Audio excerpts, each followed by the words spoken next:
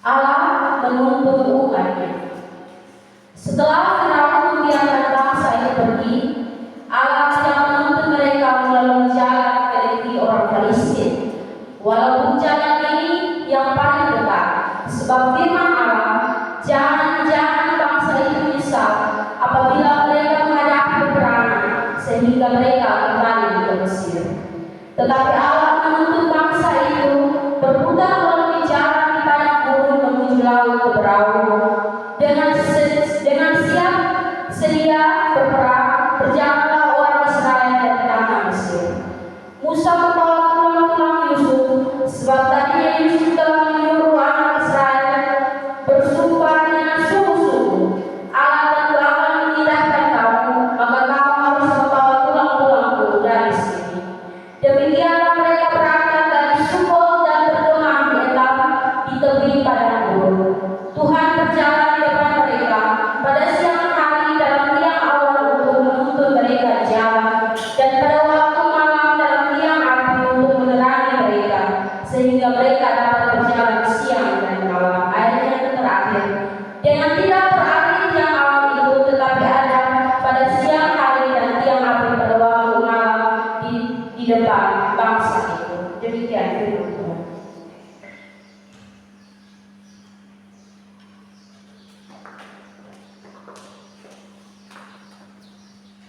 Shalom. Shalom. Selamat pagi saudara semua. Masih dingin kan? Sekali lagi shalom. Shalom. Kita akan sama-sama belajar dalam firman Tuhan dari teks yang sudah kita baca tadi. Kita belajar tentang arti kehadiran Tuhan dalam hidup kita. Seringkali dalam hidup kita percaya bahwa Tuhan menyertai kita, Tuhan ada bersama kita, Tuhan berjalan bersama kita. Tapi seringkali realitas kenyataan kehidupan membuat kita ragu dengan penyertaan Tuhan.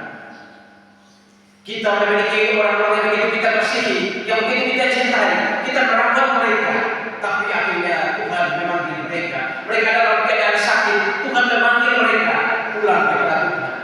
Kita begitu sedih. Kita berharap agar orang-orang yang kita kasihi masih ada bersama-sama dengan kita. Tapi seringkali kenyataan kehidupan membuat kita merasakan di mana Tuhan ketika kita berdoa. Kita sudah berjalan capek-capek, kita sudah kerja sawah, kerja setengah mati, kita panen padi, taruh di depan rumah. Besok pagi tidak ada. Kalau memang Tuhan menyertai kita, kalau memang Tuhan ada bersama-sama dengan kita, di mana Tuhan? Ketika orang-orang itu mencuri makan ini,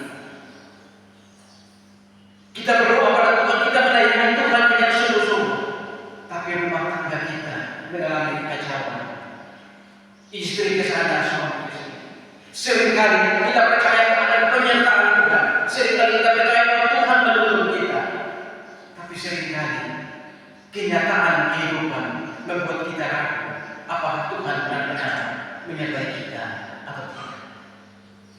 Mujur tak dapat diraih, malah tak dapat ditolak. Begitulah kisah dari seorang ibu yang akan saya ceritakan. Ibu ini dan suaminya, mereka mendapat panggilan untuk menjadi hamba Tuhan. Mereka ini adalah pengusaha, tapi karena mendapat panggilan untuk menjadi hamba Tuhan, mereka menutup usaha mereka. Lalu mereka pindah ke kota lain.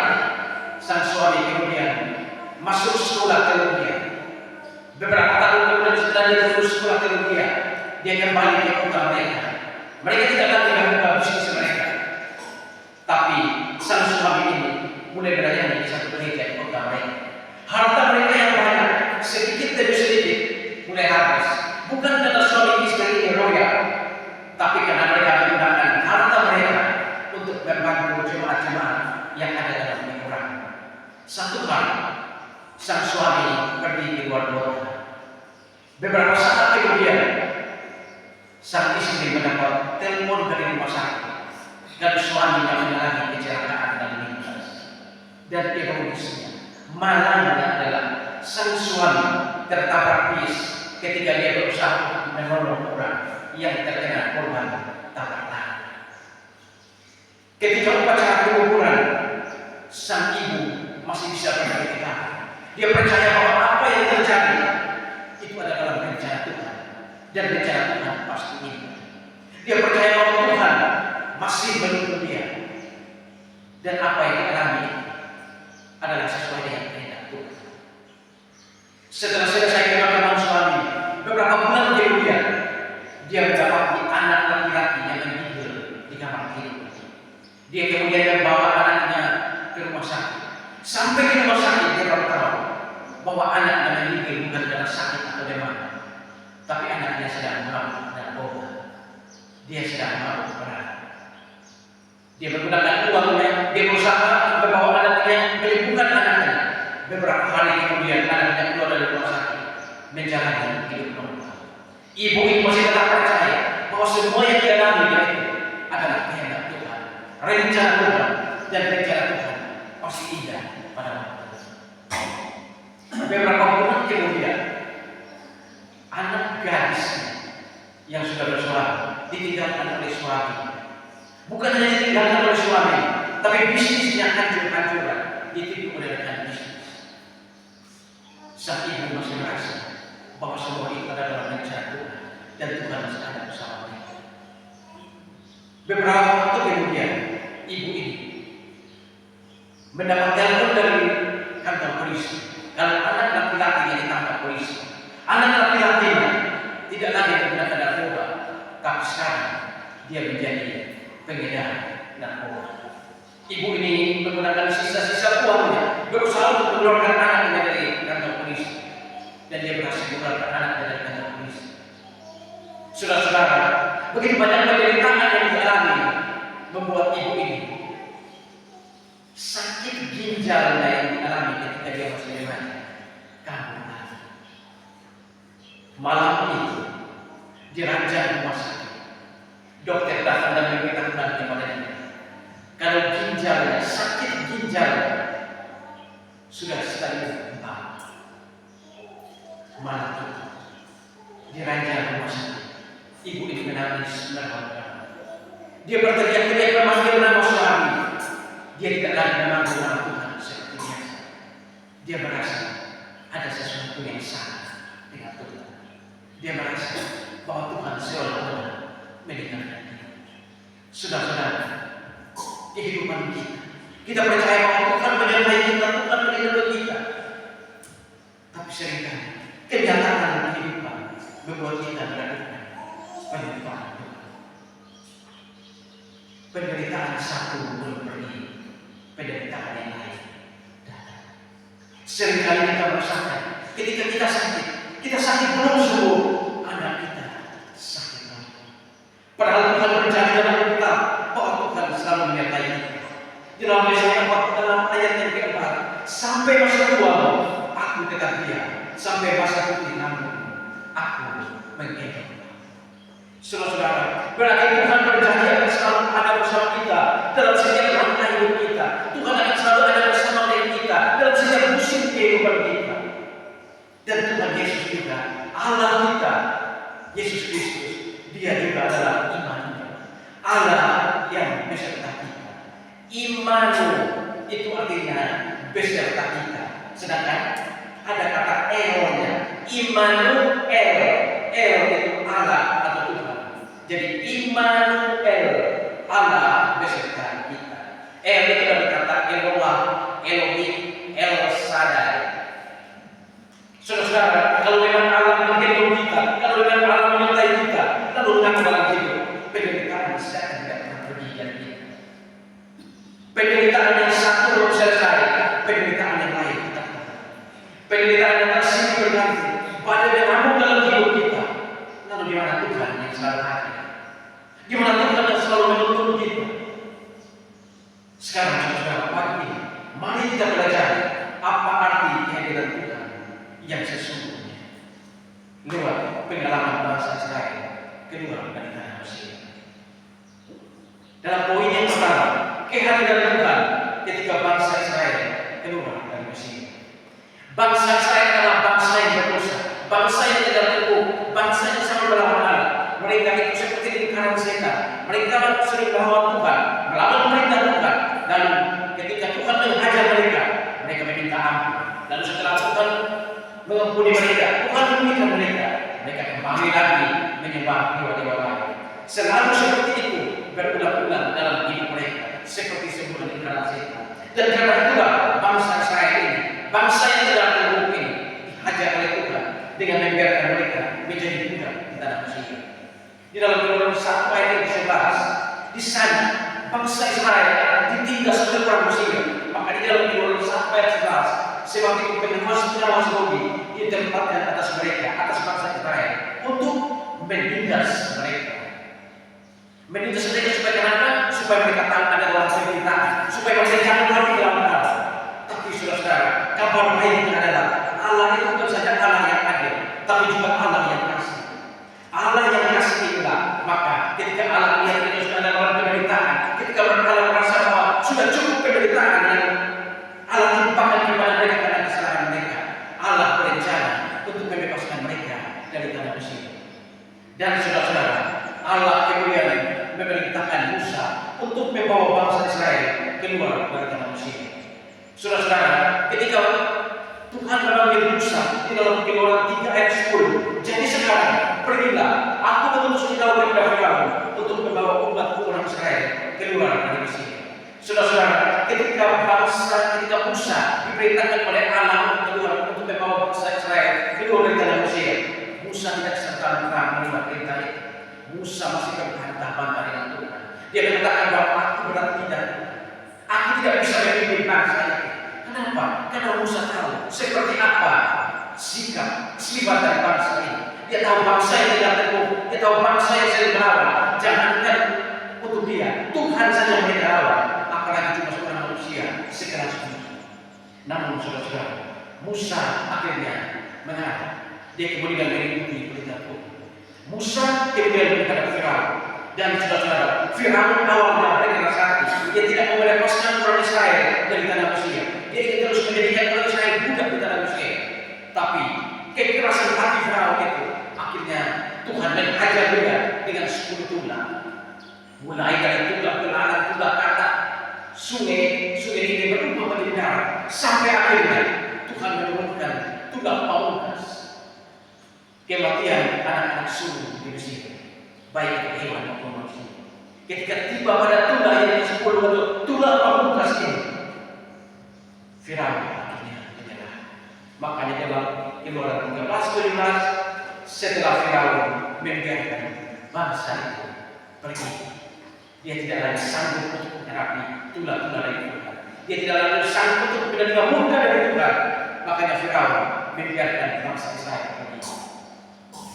Lalu saudara, ketika Allah menuntut bangsa Israel keluar dari tanah Mesir, Allah tidak membawa orang Israel lewat negeri orang Filistin. Padahal dari Mesir ke Kanaan sebenarnya ada jalan singkat, yaitu lewat tanah orang Filistin. Tapi Allah tidak membawa mereka lewat situ. Allah justru membawa mereka lewat padang gurun. Jalannya lebih jauh, lebih lama, lebih. Maksud apa? Supaya ini seperti sekolah bagi bangsa Israel, agar mereka belajar ada dalam penderitaan, agar ketika nanti mereka tiba di Kanaan, mereka tidak lagi melawan Tuhan, agar mereka setelah tiba di Kanaan, mereka bisa tahu pada perintah. Di dalam Keluaran 13:18, tetapi Allah menuntun bangsa itu berputar di padang gurun menuju laut Teman, lebih jauh, lebih lama, dan lebih. Bangsa Israel kemudian berangkat dari Sukot dan berkemah di Etam. Di dalam Keluaran 13 ayat 20, demikianlah mereka berangkat dari Sukot dan berkemah di Etam. Saudara-saudara, sepanjang perjalanan mereka, Tuhan selalu menyertai mereka dalam perjalanan mereka. Tuhan tidak pernah meninggalkan mereka. Tuhan selalu ada di depan mereka dalam tiang awan dan tiang api. Maksudnya apa dalam tiang awan dan tiang api? Saudara-saudara, padang pasir itu adalah tempat yang sangat panas. Kita kalau siang sebentar sekitar kira-kira jam 10 atau jam 12, kalau kita lewat di jalan poros tengah itu panasnya tidak main-main, panasnya luar biasa. Tapi di situ di poros tengah masih ada pohon-pohon yang kita bisa berteduh. Tapi di padang pasir tidak ada pohon-pohon tempat kita berteduh. Tuhan memimpin mereka dalam tiap awan dan tiap hari. Supaya ketika bangsa Israel berjalan di siang hari, mereka tidak kepanasan karena matahari yang begitu panas. Orang-orang yang pergi ke Israel, mereka pernah bersaksi bahwa pada gurun yang dilewati oleh bangsa Mesir, kita akan coba-coba jalan di sini tanpa alas kaki. Itu kita seperti berjalan di atas bara api. Itu siang hari, tapi malam hari tempat itu menjadi dingin sekali. Makanya Tuhan memimpin mereka, Tuhan ada di depan mereka dalam tiang awan dan tiang api, supaya siang mereka tidak kepanasan, tapi malam mereka tidak kedinginan karena ada tiang api. Keluaran 13:21, Tuhan berjalan di depan mereka pada siang hari dalam tiang awan dan pada waktu malam dalam tiang api, dengan tidak beralih tiang awan, tiang api di depan bangsa itu. Nah, saudara-saudara, justru pada saat mereka ada di padang gurun, di saat mereka ada dalam perjalanan itu, dan Tuhan memimpin mereka dalam tiang awan dan tiang api, justru di saat itulah masalah datang silih berganti. Mereka kehabisan bahan makanan, kehabisan air, dan kehabisan perbekalan mereka. Mereka dalam penderitaan, mereka kelaparan, kehausan. Tapi saudara, tiang awan dan tiang api masih ada di depan mereka. Kalau memang Tuhan menuntun mereka, kalau memang Tuhan menyertai mereka, kalau memang Tuhan memimpin mereka dalam tiang awan dan tiang api, namun apa? Masalah datang silih berganti. Masalah yang datang yang satu belum selesai, masalah yang lain datang lagi. Ketika mereka kehabisan makanan, Tuhan memberikan mereka mana, tetapi sesudah itu mereka mana yang mereka simpan itu menjadi rusak. Mereka kelaparan. Tuhan memberikan mereka makanan, tapi setelah itu mereka kehausan. Allah memang kemudian berulang kali menolong mereka dengan memberikan makan, memberikan kepada mereka air. Tapi sepanjang perjalanan itu mereka mengalami penderitaan dan kekurangan. Kalau memang Allah itu adalah Allah Immanuel, Allah yang selalu menyertai, Allah yang menolong mereka dalam tiang awan dan tiang api, tapi kenapa masalah silih berganti datang di hadapan mereka? Mengapa keadaan itu terus menghantam mereka di padang gurun? Kalau memang Tuhan hadir, kalau memang Tuhan menuntun, mengapa kesulitan? Seolah tidak mau pergi dari bangsa ini. Satu kesulitan belum selesai, kesulitan yang lain datang. Saudara-saudara, bangsa ini kemudian marah dan bersungut-sungut. Tapi sebenarnya lebih tepatnya mereka bersungut-sungut dan marah pada Tuhan. Karena bukankah Tuhan yang memerintahkan Musa membawa mereka keluar dari tanah Mesir? Mereka marah pada Musa karena pemerintahan yang tidak berhenti. Mereka marah pada Tuhan karena tiang awan dan tiang api ada di depan mereka. Tapi pemerintahan tidak pernah berhenti menghantam mereka. Di dalam Bilangan 20 ayat yang kelima, mengapa kamu memimpin kami keluar dari Mesir dan membawa kami ke tempat celaka ini? Di bagian lain dari Alkitab, bangsa ini menyatakan, bukankah lebih baik kami mati di Mesir? Di sana banyak keturunan, di sana kami bisa makan bawang putih, di sana masih ada daging, di sana masih ada kacang merah. Bayangkan saudara, satu bangsa di mana Tuhan memimpin mereka untuk keluar, membebaskan mereka dari perbudakan, tapi mereka justru tidak pada mana. Dan puncaknya adalah ketika bangsa ini berjalan dan tiba-tiba perintah Tuhan datang kepada Musa dan Musa menyampaikan kepada bangsa ini. Keluaran 14 ayat yang kedua, katakanlah kepada orang Israel supaya mereka kembali berkemah di depan Pi-hahiroth antara Migdol dan laut, tepat di teman Baal-Zephon. Berkemahlah